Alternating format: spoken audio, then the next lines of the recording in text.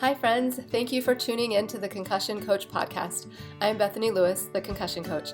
I'm a neurological occupational therapist and certified life coach, and I specialize in guiding people through their concussion recovery journey. I am passionate about helping people understand their injury, speed up their recovery, and reclaim control over their life post-concussion. The purpose of this podcast is to help increase awareness of concussions and the impact they can have on a person's life, and to bring hope to people who have suffered a concussion and those who love them. I firmly believe that sharing stories and knowledge about concussions will bring important light and understanding to this misunderstood and often invisible injury. The information in this podcast is meant to bring that awareness and hope and is not meant as medical advice. The opinions shared are those of the interviewees and my own. If you are suffering with lingering concussion symptoms, I have created a concussion coaching program specifically for you. I will be your mentor to guide you through your recovery journey, offering help with understanding and managing your symptoms, setting achievable goals, and learning how to manage your own thoughts and nervous system in order to get control over your life again. If this program sounds like something that would help you or someone you love, sign up for a free consultation. In the consultation, you'll get valuable information and resources and gain hope for your future. Sign up for your free consultation at the link in the show notes or at my website, www.theconcussioncoach.com. Hi friends, welcome back to the Concussion Coach podcast. Today's episode is a special one. You are in for a treat. My friend Kaylee Blair is joining me as a guest co-host, and we are interviewing Dr. Devin Duval, an amazing neuro-optometrist who is legendary amongst the patients at Cognitive FX, where Kaylee and I both work. You may remember Kaylee from episode 20 on this podcast, and if you haven't heard her story, you should definitely go back and listen to it. She has had her own experience with brain injuries and is currently a brain injury coach herself. She is also the head patient care coordinator at Cognitive FX and was formerly a vision therapist at New Sight Vision Therapy, where she met and worked with Dr. Duval. Kaylee will be a guest co-host on other episodes of this podcast, so stay tuned for more awesomeness with the amazing Kaylee Blair. And as for today's interview, we'll be talking about vision and how brain injuries impact our visual system with Dr. Duval. Dr. Duval obtained his bachelor's from Brigham Young University-Provo in exercise science. Hey, so did I, actually. That's funny. He received his Doctor of Optometry degree from Southern College of Optometry in Memphis, Tennessee. After graduation, he completed a residency in Pediatrics, vision therapy, and Vision Rehabilitation, making him one of 3 optometrists in Utah to gain this type of advanced training.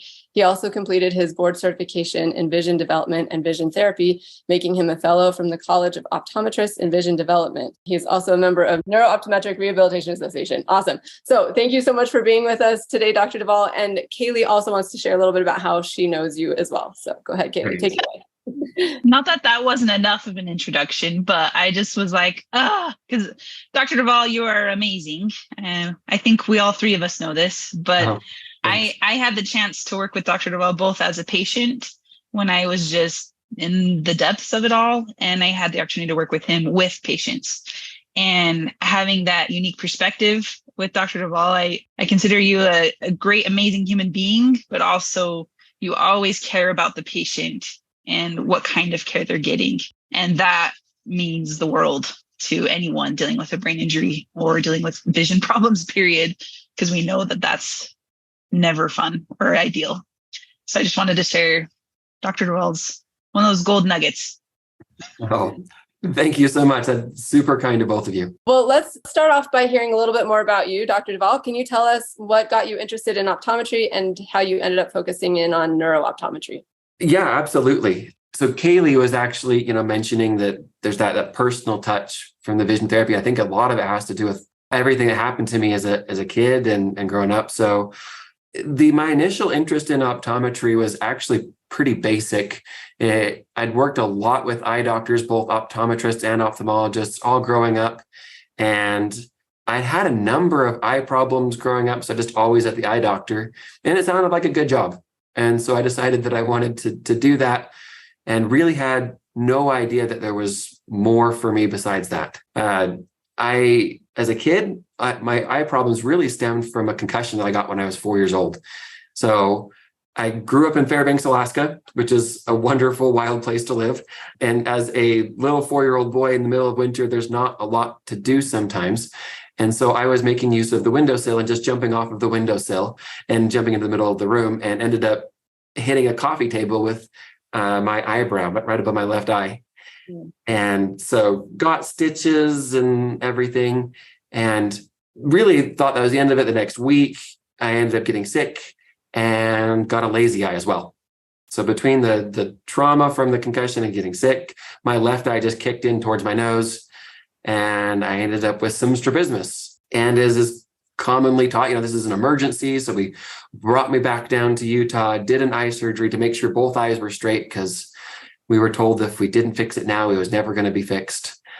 And so we did that, and I ended up patching and going through bifocals. I had really, really ugly glasses growing up. They were the 80s glasses, the really thick bifocal with the ear loop that went around and the little silver beads that stuck out underneath my glasses. And so I wore those growing up until I finally didn't need the bifocal anymore sometime in late elementary school, and finally convinced my mom that I could do contacts when I was in 5th grade. So I did contacts. And every year my prescription just got better and better, which was weird because all my other classmates, their prescriptions were getting worse and worse. And I couldn't quite figure out why that was happening. And then finally in 7th grade, the doctor that was checking my eyes was, asking which is better, 1 or 2. And I was like, I don't know, I can't tell a difference between the two. And he's like, well, there's nothing in there. And he put his fingers through the holes in the phoropter. And he was like, there's nothing in there. How about no contacts, no glasses? And I was like, is that a thing? I didn't know that was a thing. Like, we've been doing this like surgery and bifocals, and I can do nothing? That's pretty awesome. So I was like, great, super. And then I just kind of moved on with life, 7th, 8th, 9th grade. And so by the time we got to going to optometry school and picking that as a career, I was like, yeah, I want to kind of figure out why that happened. Why did everyone else get worse when I got better? Maybe I can go figure that out and help more people do that. And so as I was working for another optometrist here in Provo, actually, as a technician, you're required to get another eye exam before you go to school to just make sure you're physically capable of being an optometrist. And so he checked my stuff out, and he was going through things. And then at one point, he kind of just pauses and he looks over at me. He's like, so, do you see double? And I was like, that's kind of a weird question. No, I don't see double. He's like, huh, you sure you don't see double? Because you should be seeing double. And I'm like, well, only in the evenings when I'm tired or watching TV and stuff like everybody else. And he's like, oh, guess what? Nobody else goes double in the evenings. And I didn't realize that just was not a normal process. When I would study, if I would read and study for more than about 10, 15 minutes, I would start seeing double vision, or I'd get so tired that I get a headache and I just couldn't study any longer. And that's just how I'd grown up. I didn't realize that was an issue or a problem, right? I ended up, he told me that I had one eye that was slightly higher than the other, and that my eyes still wanted to turn in a little bit. And that the one eye higher than the other can cause things like car sickness and nausea, other nausea and dizziness type stuff. And we have stories that I won't share here about car trips that I've been on. And, and just when they didn't drug me, things did not go well. And we had messes, and it was just, if we had to go past Salt Lake, when we moved back down to Utah, if we go past Salt Lake, we had to drug me so that I wouldn't have problems in the car. And so he's like, okay, well, you need vision therapy. And I was like, cool. What's vision therapy? Because I've worked for you for 2 years and this has never come up before. Vision therapy wasn't even a thing, right? We talked glaucoma and cataracts and all these other cool diseases, but what is vision therapy? He's like, well, it's this thing. We don't do it here. It's why I haven't heard about it, but they have it in optometry school and you should do it because it's definitely a thing. I was like, I was like, okay, great, thanks. Did I pass? Can I go to optometry school and move on with my life? Because as much as I love this doc, I was like, I'm 24. If I've made it this far, I really don't need anything, right? Like I made it and I got a scholarship, but I don't need vision therapy. So I moved on actually and got to optometry school, and we were doing microscope labs, and the doctor was walking around kind of looking at me, and then, everybody else. He's like, by the way, everybody else who, if you can't make both images single in the microscope, make sure you get a vision therapy evaluation. And I was like, oh, gosh, that's me. Because every time we ever grabbed a microscope, I would just take one eyepiece and just throw it off to the side.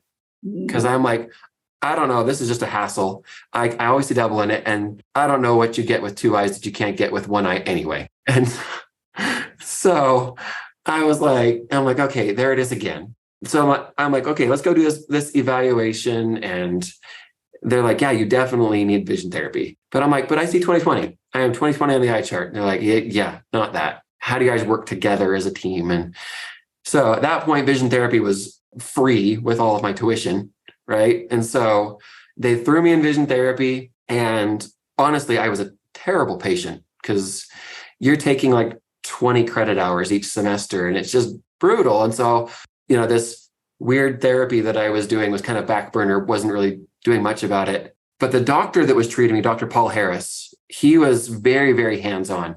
A lot of the doctors let the students just kind of do their thing, but he was very, very hands-on.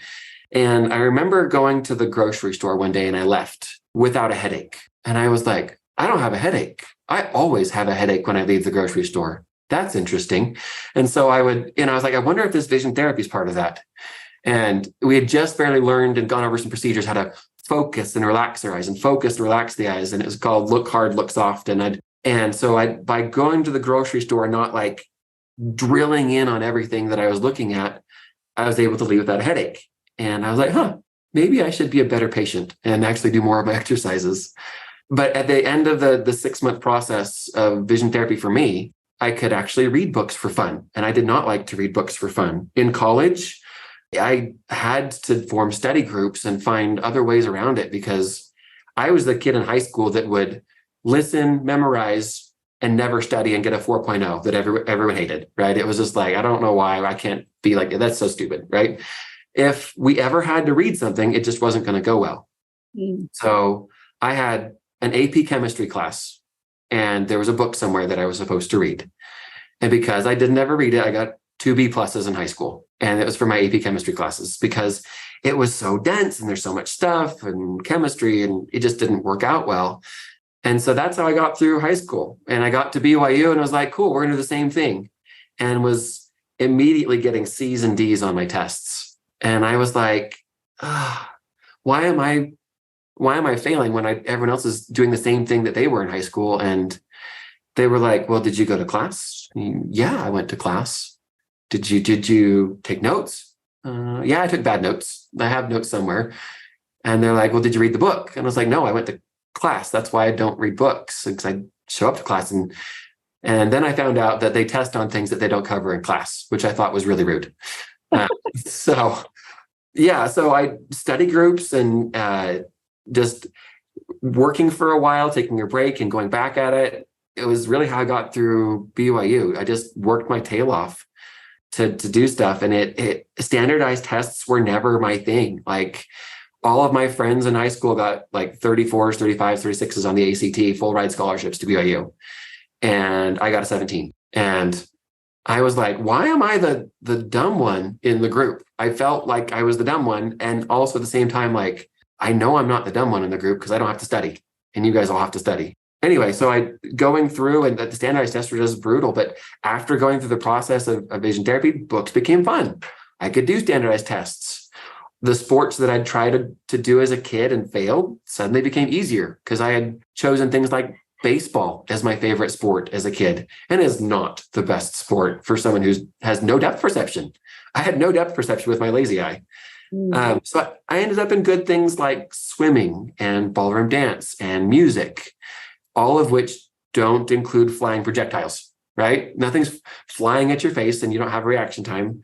And I did fine with those. And so as I finished this vision therapy process, I suddenly looked back on all my life and I was like, heck, why did we not do this when I was 4 years old? And at that point, was still not going to do vision therapy as a career. I was like, that was neat. You got to move on. And as I listened during my second year of optometry school and my third year of optometry school, every time vision therapy would come up, everyone would just roll their eyes and be like, let's talk about disease. And, this is whether they didn't believe in it or just didn't care about it. They just tuned out every time. And I was like, guys, this is like life-changing. This is really cool stuff, right? So I keyed in more than my classmates and I just paid attention because I'd been through it as a patient. So then when we got to my third year of optometry school, I was like the student expert on vision therapy because I'd been a patient first, right? And so then they started handing me all the harder patients and, putting me with it. And I was like, and then very quickly I realized, you know what, I actually like this. And I knew I wanted to work with kids and then set out to fix all of the lazy eye kids of the world was actually what I wanted to do. Fix all the lazy eye kids like I used to be. And then was in my last year doing rotations that I started working with some patients that I realized that maybe I wanted to do neuro rehab as well. I worked with a patient over at an office in Pleasant Grove, and he came in and I saw him and his eyes wouldn't stop shaking when I saw him. And he could barely see the biggest letter on the eye chart because his eyes wouldn't stop shaking. And I stepped out of the office to go talk to Dr. Price, who was my supervising doctor. And he's like, "Oh, what are we going to do?" And I was like, "I have no idea what we're going to do because I don't know how to start vision therapy or anything with where he's at." And Dr. Price just told me, "Well, let's start where they are and go where they ain't. And, what can't he do?" I'm like, "He can't keep his eyes still." "Okay, let's get his eyes still." And so that's what we worked on with vision therapy for, I think we did a progress check at like 6 to 8 weeks in. And he was almost down to driving level after like 6 to 8 weeks. Wow. And I was like, what did we just do? Because that was awesome.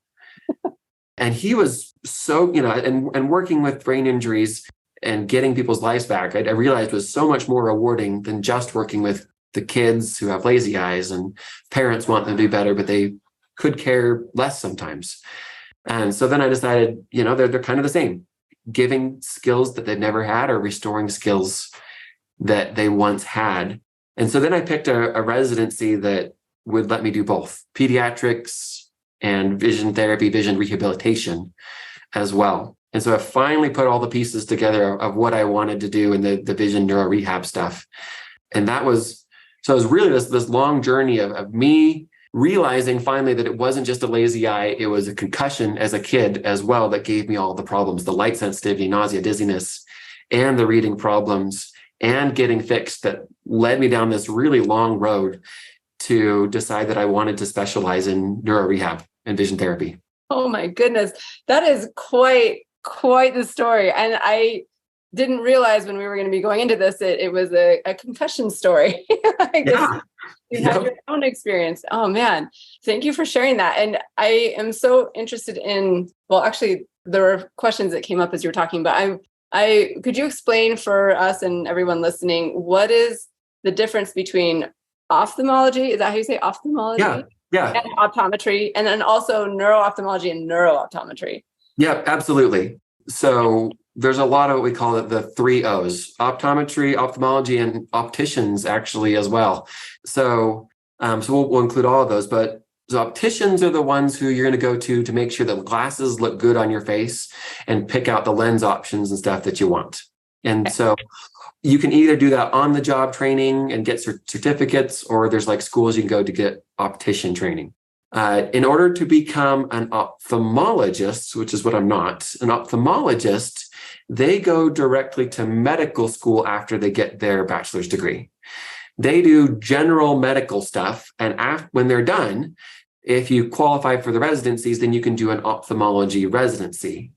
So one of the biggest things that they do differently than we do is they do surgery. This is LASIK surgery. This is cataract surgery. And there are general ophthalmologists out there as well, but a lot of ophthalmologists will specialize in certain things. And so an ophthalmologist is going to have a lot more of a surgical approach to a lot of the things that they're doing. Whereas the piece of the brain or the pathology that we need to fix, where do I cut to make this right? So going to get a perspective from an ophthalmologist, say like a lazy eye, they're going to look for a muscle weakness. And then they're going to cut the muscles to make them straight, to make sure that we don't have a lazy eye anymore. And so ophthalmologists will look at it from that perspective. A neuro-ophthalmologist is someone who has gone that route and also decided to specialize in neuro cases. And so you'll see them for brain eye stuff. And if they're going to do a surgery, that's who's going to help you do those kinds of surgeries related to some of those things.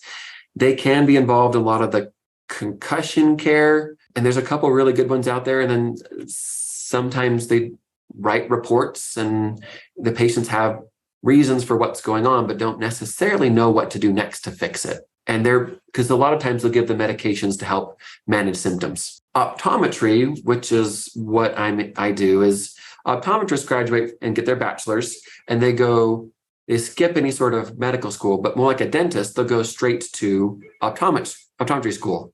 And that's a 4-year program at one of the 20-ish programs across the country. And the first year is pretty much general medicine and some optics. And then the second year is a lot of eye-specific stuff. And then third and fourth years are clinical experience working at different things. But essentially, it's 4 years to get you really in depth talking about eyes. But any one particular field in optometry, you may not go very deep into. So when you graduate from optometry school, technically everyone's allowed to do vision therapy when they graduate from optometry school, but really aren't qualified to do yet. Just from those 1 semester unit classes that you did was kind of exposing you to vision therapy. Will kind of get you some easy cases, but neuro cases are just way harder than that. So a neuro-optometrist is someone who's gone on and specialized in that. Like a residency is what I did, that combined residency. And then in order to get board certified, there's a 4-year board certification process through the College of Optometrists and Vision Development.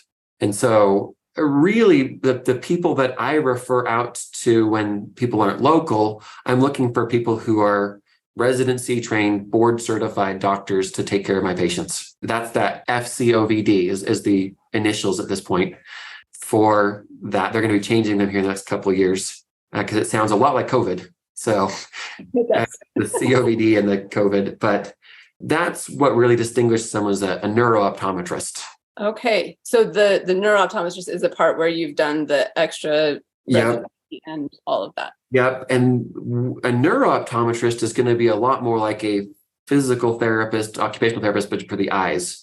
So we're going to be looking at functionally how do things work and how do we make them work better. And so me as a neuro-optometrist, I'm going to be doing some basic routine eye exam stuff. I can check glasses, I can check contacts, but most of what I'm going to be doing is figuring out how to make the vision work better. Past just the 20/20, what else can we get working better? Got it. Cool. Thank you. Yep, you're welcome.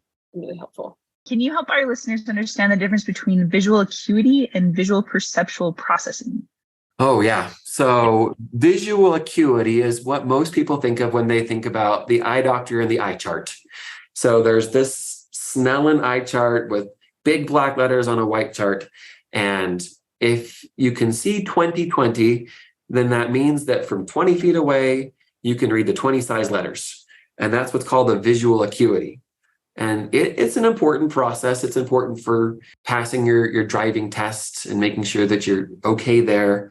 But it's really more of just a clarity test. And so outside of acuity, this processing that you're talking about, there's all sorts of things that the eyes need to do in order to first gather the information and then to make sense of the information. And so all of that's super, super important. You've got around 15 to 20% of your visual pathways are actually non-sight visual pathways. They don't form an image, but they help the rest of your systems do things like tell you when to sleep because it's dark. And they, help you with immediate feedback on where to point your eyes and focus your eyes. And so there's a lot of things that happen in a brain that just don't happen in a camera. A camera is responsible for just gathering. And as nice as the analogy is for, the eye is like a camera, the visual system is a lot more than that. It has to process and make sense of their environment. Because a lot of my concussion patients see, quote unquote, great because they see fine on the eye chart, but they get really easily overwhelmed by busy places or driving. That flow out the window is just too much, or there's too much going on at the grocery store, at a family party. And it really has to do with that processing and filtering. What's important, what's not important? Where do I look next with my eyes? There's really a couple big areas that we end up talking about with how their eyes point and how they focus and how they track as well. But then there's a ton of other categories that we can talk about for exactly how we process what we see in our environment. Yeah, I don't know if you want to we can go deeper into that, but that's a little bit more about what processing is. No, that's great. That was amazing. And I know you've kind of already touched on this, but just to kind of give a direct answer, what exactly is vision therapy and who can benefit from it? Yep.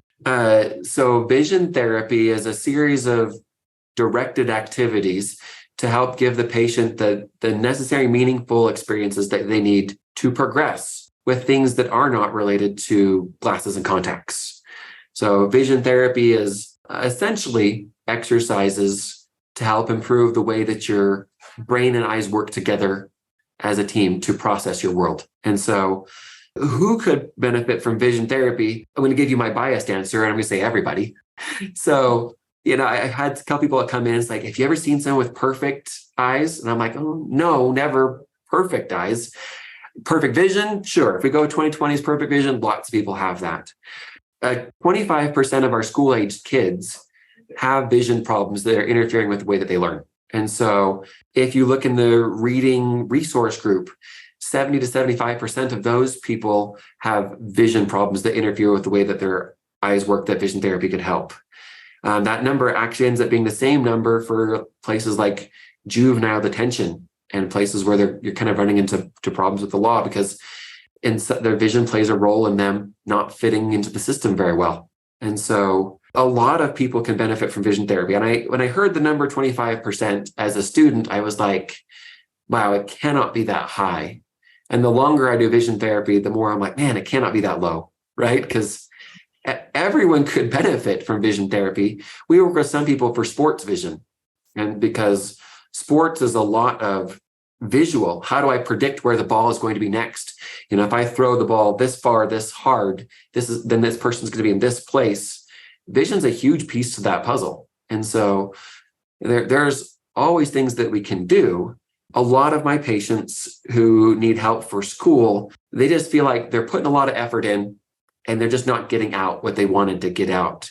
And my concussion patients often tell me things like, I can just tell like my eyes just don't quite work like they used to. They don't talk to my brain. There's a mismatch. There's a wire that's loose. And I just feel like my eyes just don't work the way they're supposed to anymore. And those people tend to be able to benefit quite a bit from vision therapy. And it really doesn't matter how long the injury has been. So I like seeing patients when it's sooner just because they don't have to suffer as long. But I went 20 years before I found something and still got help very quickly, very easily once we found the right place to get help. And, unfortunately, because vision therapy is not as mainstream or visible, a lot of patients come to me as a last resort. And it's been years and years. And there's really no cap to when we can do this until they're no longer living, breathing. I've got plenty of 80-year-old patients in the clinic right now, actually, who are working through some of their stuff, either for strokes, lazy eyes, or for some concussion stuff. Wow, that's amazing. Okay, so I have a kiddo who has ADHD, and Tourette's actually, and the ADHD I think is connected to that. But I remember before we knew he had Tourette's, I was looking at different brain programs out there to try to help. And one of them, I remember somebody saying that vision therapy helped their kiddo with ADHD. Is that a thing? It is a thing, actually. And so a lot of times what I'll tell my patients is, am I going to fix your ADHD? Probably not. But some of the visual symptoms can create problems that look a lot like ADHD. So for instance, if you have a kid who's seeing double vision on the page, me included, right? How long are we going to want to look at the page? Not very long. And so I'm going to look real quick and then I'm going to get distracted and start poking my neighbor and causing problems for the teacher. And the teacher's going to be like, pay attention. I want you to pay attention. And I'm looking at the page and it's going to start going in and out of focus and double a little bit. And so then it's going to cause attention problems. So if you wanted me to sit down and read a scientific article, you were going to get ADHD from me because I wasn't going to be able to do it. I wasn't going to be able to remember what I read. I couldn't pay attention long enough to actually get to the bottom of the page. But I would have skimmed through the whole thing in about 2 minutes. I'll read the whole thing in about 2 minutes, pull out the highlights, probably get 70% of what you wanted me to get out of it in 2 minutes and miss some of the details that you maybe also wanted me to get.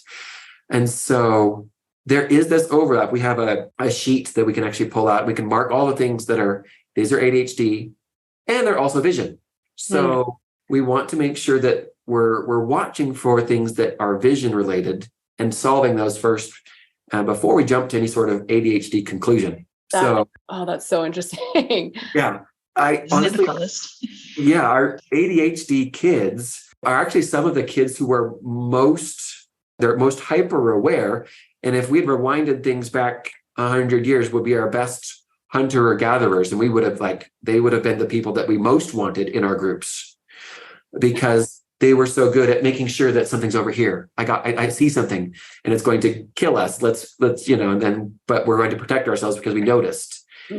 Very good at actually tracking and following some of those bigger picture type things. But when you sit them down in a classroom environment and make them sit and pay attention, then it goes, it does not go well. And so we try and medicate them to make them stay. Looking at some of the places, because I did my residency in Kansas, and looking at ADHD rates with correlation with recess is kind of interesting. The higher amounts of recess you have, the lower amounts of ADHD that you have as well. And so we're just trying to get some of these kids to sit and pay attention. And the boys specifically, their visual skills are not ready by kindergarten usually to handle a lot of that reading that we're asking them to do. The girls actually are fairly ready by 6 years old because they have better fine motor stuff and better attention, but the boys have better gross motor coordination skills. And so looking at some of those things that, yes, vision therapy can help things like ADHD. It can help things like dyslexia. And because a lot of those things overlap. Yeah. Oh, that's so interesting. Thank you. I know that was kind of a bit of a tangent, but thank you. That's so interesting. I'm curious too about vision therapists. So a vision therapist, that title, is that the optometrist or is that other people who are working under the optometrist? Can you define that for us? Yeah. So a vision therapist is usually someone working under the direction of a neuro-optometrist. Okay. So when Kaylee was working for me, she was a vision therapist. So sometimes I'll get called a vision therapist and I'm not going to fight them too much on it. So a vision therapist is usually the one doing the vision therapy. And I have done my own patients and done vision therapy as well and acted as a vision therapist.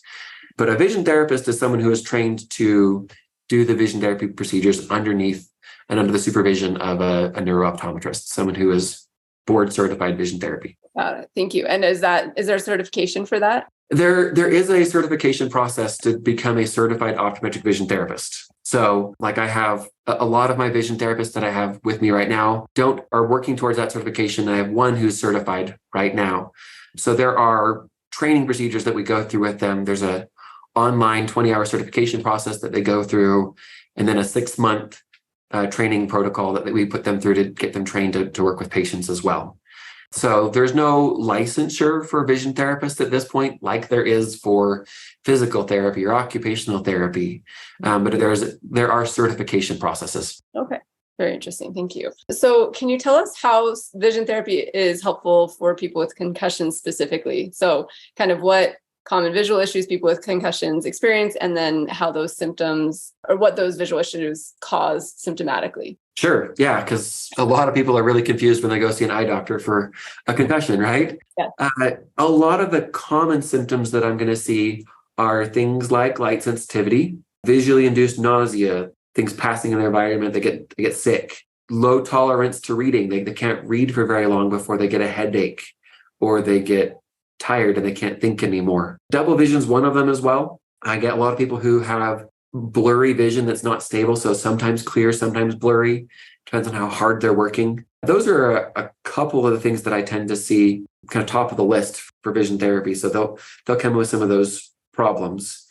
Vision therapy is really designed to help work through some of those processes to get the brain and the eyes working together again. If we go back to why a concussion causes problems, it's really just those delicate neural pathways that connect everything together. And when you shake the brain hard enough, then you're going to have those dendritic pathways get damaged. They either get damaged internally, so they're not working quite as well, or they get sheared is the word. And so then those neurons no longer connect at all. And so then you have roads that are not open anymore. And so then the goal here is to reestablish those neuro road pathways so that we can get them working again. And a lot of things can self-rehabilitate, but when we talk about the vision, we're not in the right stage of life for things to self-rehabilitate. We're born and our vision is not developed.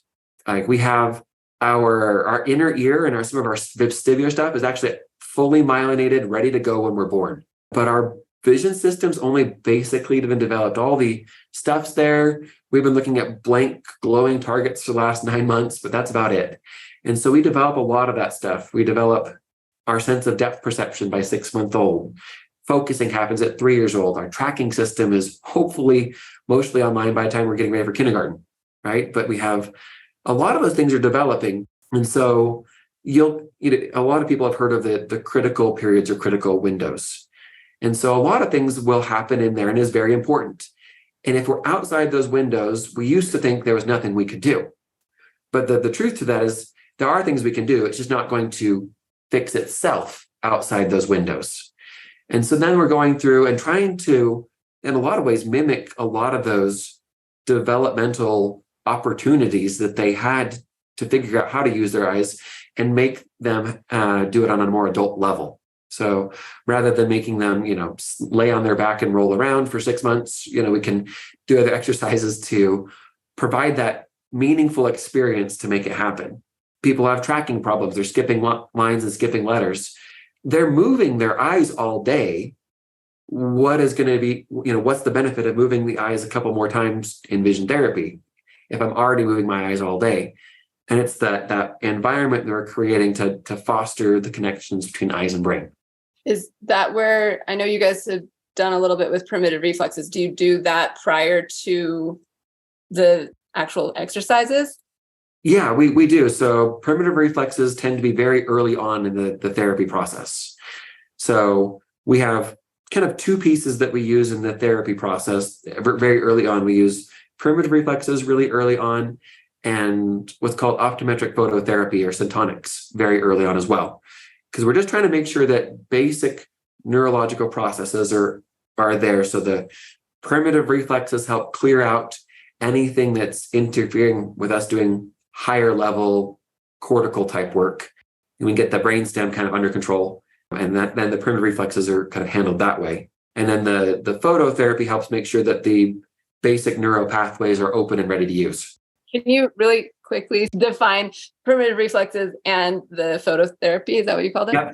So primitive reflexes. So primitive reflexes are reflexes that we're born with, and they are survival reflexes. So they are super, super helpful when we're young. We have the suckling reflex. If you put your finger next to a baby's mouth, they're going to turn and try and latch on because that's where they get food. There's a startle reflex. It's called the NORA reflex, and it's the kingpin. If you've ever watched a baby get held on their back and they kind of gently hold the baby and toss them just a little bit, they're going to startle because they're going to try and reach for something to hold on to so that they don't fall and get hurt. And we also have some reflexes that we keep later on in life, like our knee jerk reflex. The doctor will take a hammer and hit your knee and it should jerk. So those reflexes are good to keep. The primitive reflexes are things that are very, very important for survival. But if we retain them or keep them, they're going to interfere with our development. And so these primitive reflexes are things that we want to make sure that we work through, that we move past them, because otherwise these reflexes are generating static. A reflex comes from that brainstem area of our head. And we don't want to be functioning on a reactionary basis or a brainstem level basis.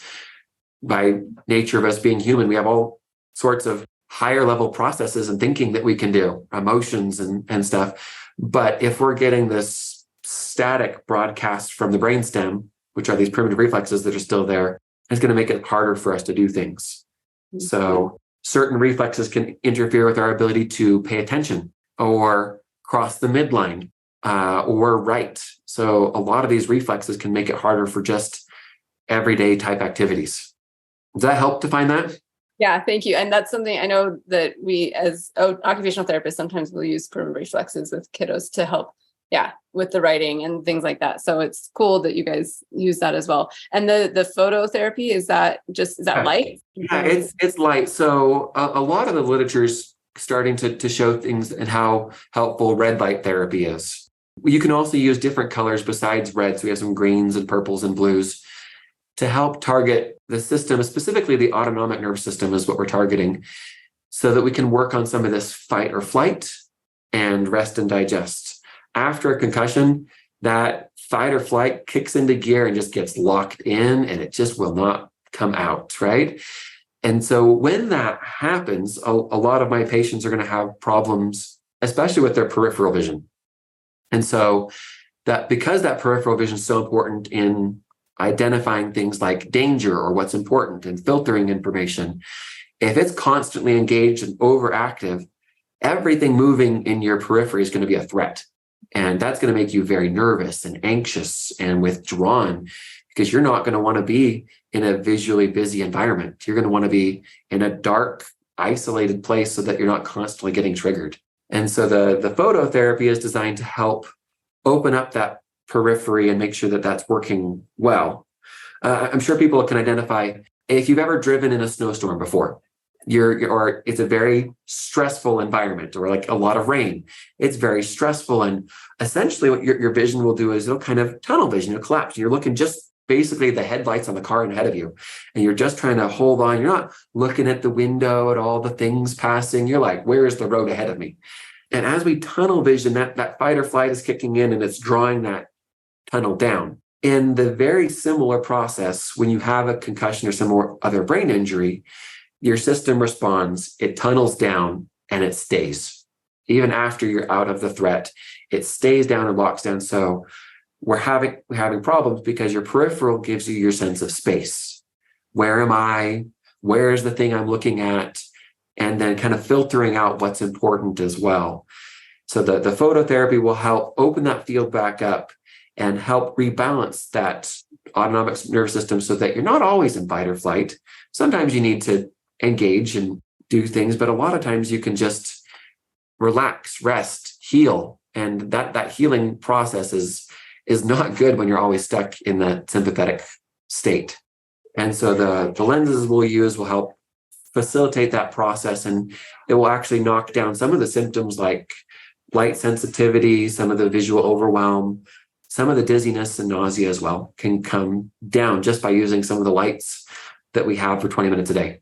Oh, super interesting. So if somebody is in their tunnel vision, how is it that the periphery, like if they're in a car and all the things passing by quickly, how does that work? Yep. Yeah. So it's still there. So like when we can do some of the testing we'll do for peripheral vision just to make sure that we have it, right? Because it's all still there. But the brain is actively trying to ignore all of the rest that's happening out in the periphery. And it's not getting processed well. It's too much. Okay. And so it's too much information. I just can't handle it.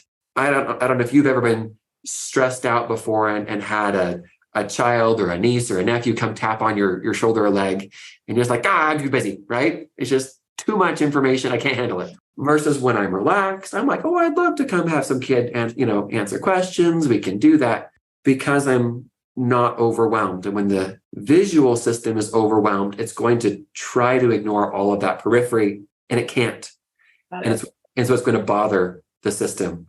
And yes, you don't see the tunnel, but you feel it. You're like, I can only do this much. And so some of my patients will do things like wear hats, because then you don't get some of that superior, the stuff up high. And if you bend the brim down, maybe you don't get some of the other stuff out here as well.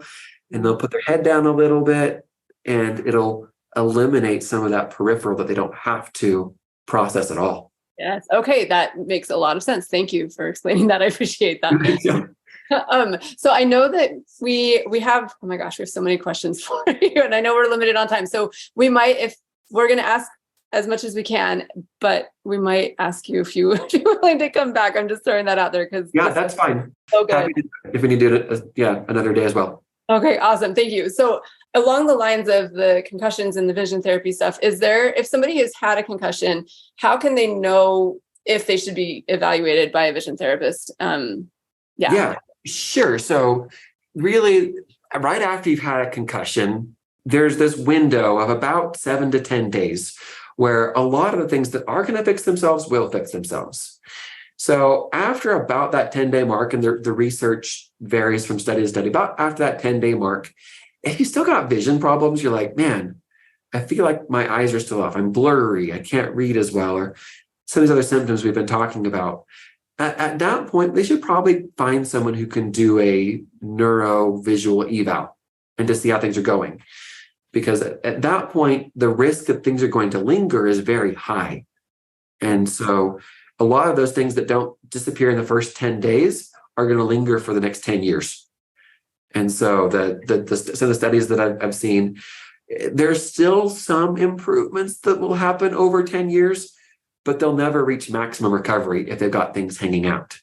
And so the goal with vision therapy is to speed up and maximize recovery. And so if you can find someone close to you to do a neurovisual eval, then they can kind of give you an idea of where they're at, some basic things to start working on as they watch and see if this is going to stick around forever or not.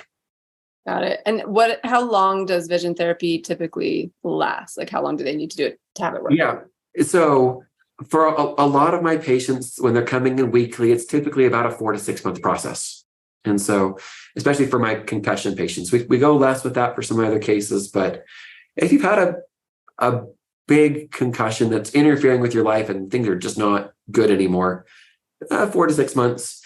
The nice thing is typically once you're done, we'll give you some stabilization exercises. And as long as you don't hit your head again, we're done. And because like walking or crawling, vision is a learned process. Once we can get it back, you'll use your eyes every day and you'll keep it. Great. Okay. Well, these have been awesome. I'm already thinking of a lot of people and I was like, I'm going to send this to this person. I'm going to, you have the magic ability of explaining it all, which makes sense. Thanks, Kaylee. It's your bread and butter. I love it. One last question, and then sure. I think we're going to try to hopefully do part 2, which would be great. Sounds good. So what kind of realistic expectations should someone set for their visual system recovering? Yeah. Usually I'm helping people understand that we're hoping to get at least 80% back. So they may not be able to be exactly like they were before. They may be able to do everything that they used to, but with more breaks, or maybe they can't go quite as long. Maybe they went 10 hours before, and then go 8 hours before they start having some problems. Vision therapy is, if we're talking expectations about therapy, it's going to be not pleasant. It's not fun. The first couple of weeks or things are maybe worse than they've ever been as we stir things up and you have some headaches and nausea and dizziness. And like a lot of therapies, there's no perfect linear progression. You'll have good days and then worse days, and then even better days, and then worse than you've ever had. And I feel like I'm worse than I've ever been before I met Dr. Duval. And then it's better now too. And so it's a roller coaster of physical and emotional stuff. And there's a lot going on that will get uncovered as we go through the vision therapy process. But in the end, we should see some significant improvements in how things work. Should be able to get you back doing most of what you want to do again, if not all of it. Once in a while, we have those patients who had problems before the concussion, and now it's even better than it's ever been. But a lot of times, there are some frequent breaks and things like that they may have to add in where they didn't have to quite do that before. Yeah. Now, I'm glad you brought up, a lot of times we forget the emotional component to any type of recovery. Even though it's there, it's like the elephant you don't want to address. But even the most amazing athlete recognizes that, wow, this is a component. I really need to work on this aspect of it too. Yeah. I'm grateful for that because I know with my own vision rehab, it definitely was that roller coaster. And I had to get to the point where it was like, hey, I've learned these tools, so I don't have to freak out if my eyes go blurry because I know exactly what to do for this. Yep. So I started looking at it like, oh, sweet. I don't even have to be afraid of this anymore because my vision therapist gave me these cool tools, which shout out to Jason if he ever hears this, but just being able to have those is an immense relief that most people don't get to have. You mentioned the 7 to 10 day period, but also are there certain things from your perspective that immediately after concussion should be done that could potentially help the process of recovering as much as possible? Yeah. So those first 48 hours, if you've had a significant concussion, you should back off and do less stuff. Try and stay away from screens as much as you can during those first 48 hours, because people will often, leave school, leave work, and then go watch Netflix, for 48 hours. And that's not what they need to be doing. They need to be eating well, sleeping well, and meditating, really getting that body in a rest and relaxed state. We're okay. The body's okay. We need to kind of get things back in that parasympathetic rest and digest mode, right? And so those first 48 hours, that would be really helpful. A lot of times getting on like an omega-3 supplement can be really helpful as well.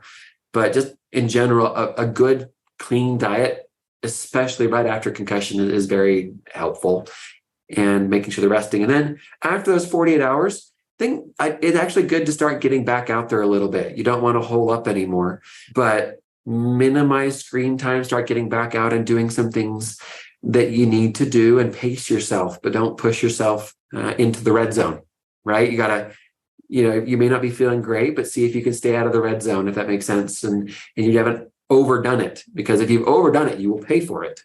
So if you can do things where, I did it for a little bit, and if I relax for a little bit, I'm okay again. That's kind of where you want to be. You shouldn't have to be paying for it the next couple of hours. If you've done it, you've overdone it. Can I throw out a question too? Within that 48 hours, you said probably avoid the screens. How about reading, just like on a page? Yep. Reading would probably be okay. If you want to do an audiobook, probably even better, because the amount of neural processing that has to happen visual wise versus listening is vastly different. You got this Amazon river of literally millions of bits of information happening with the eyes, where if you're just doing audio, they can still get the book in there, and then the mind will create its own pictures, but it's not being processed and having to get dealt with the same way. And so, books can be good, probably audiobooks where there's so many options now for books on, Kindle and Libby and Overdrive, right? Yeah, that is great. And what you just said brought up another quick question, if that's okay. That I've had patients say that they have trouble visualizing things. Is like, closing your eyes, picturing something. How is that related? Is that something that you could help with as a vision? Yeah, it is. We actually have procedures to go through and work through that. I don't have as many patients come through with that, but I know a couple people. I've actually got one friend, and I've told her she needs to come in and do vision therapy because she can't describe her way home from here, right? Mm-hmm. And I'm like, you should be able to, walk out the door. I'm like, okay, what's on your left? What's on your right? And there are things that we can work through with that visualization. It can be important for some of my chess players, right? That visualization of what's going to happen next.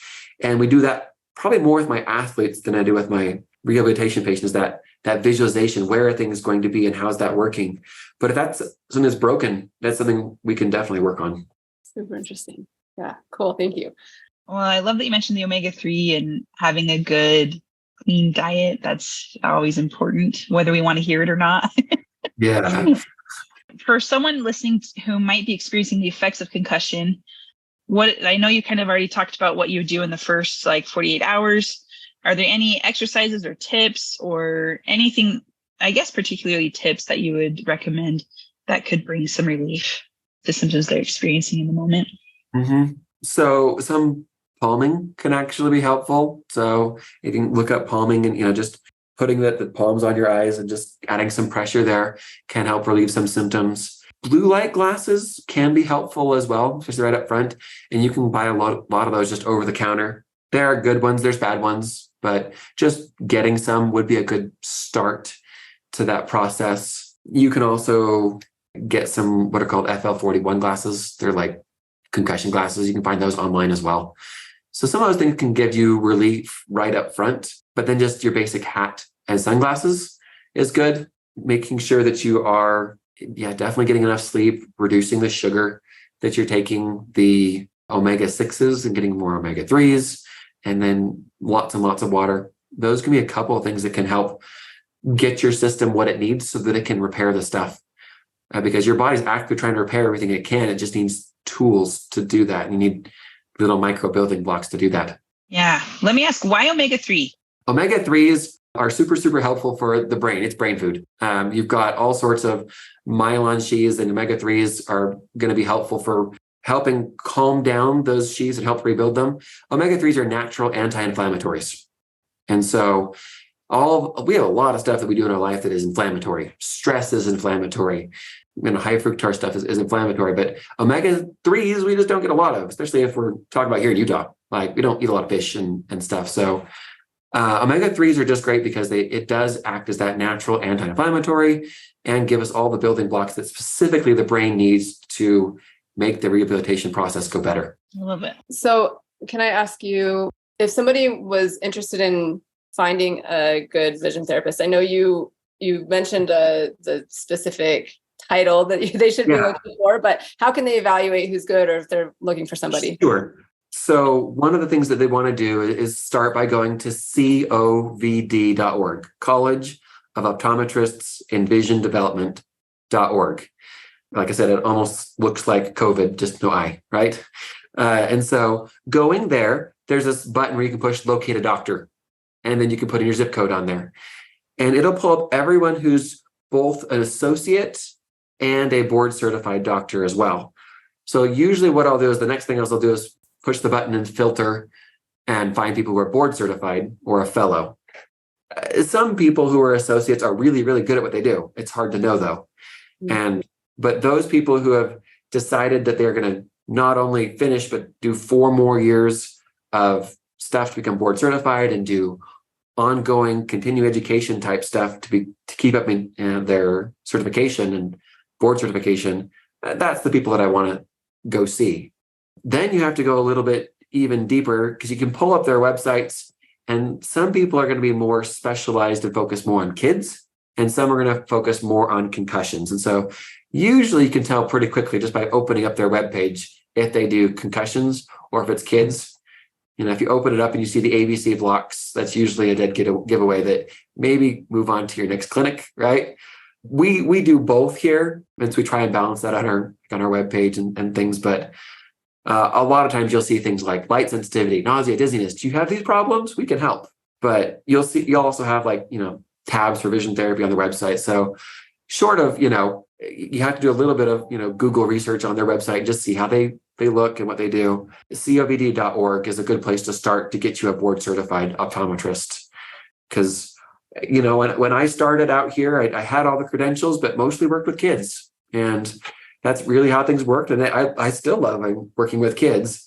And then eventually, as you get more and more neuro cases, you get more neuro cases. And the cases get harder because, we start reaching more people, which is great. And I still like working on the cases that no one else can fix. And we're just trying to figure out how we can help them. But that would be one way for them to figure out someone close to them. And if they're having trouble, they're welcome to reach out to me, and I can help them find someone closer to their area. In cases where I've got patients that don't have anyone close, there are some, Zoom options, and we can do treatment remotely. So how can people get in contact with you, and where can they find you? Yep. So the easiest way to start would be to go to our website, www.newsightVT.com, NEWSIGHT, V as in vision, T as in therapy.com. You can also send us an email at patientcare@newsightVT.com. And those are the two of the easy ways to get a hold of us really quickly. Awesome. Thank you so much for being here together with us today. This was so helpful, and I've learned a lot as I was expecting to. This is really great. I really appreciate your time today. It's been a pleasure. I really thank you for the invitation to come on. I'm honored. Thank you so much. Good to see you, hear you. Thank you. I'm so glad you listened in today. I hope you have gained some helpful insights and inspiration regarding dealing with and recovering from concussions. My goal is to create more awareness and education about concussions and the fact that there is so much that can be done to improve life after someone has had one. Help me spread the message by liking, commenting, rating, and subscribing to this podcast, and share it with others who would benefit from hearing it. There are more resources available on my website. And again, if you or someone you love would benefit from concussion coaching, sign up for a free consultation using the link in the show notes or at my website, www.theconcussioncoach.com. Thank you. See you next time, and take good care of that amazing brain of yours.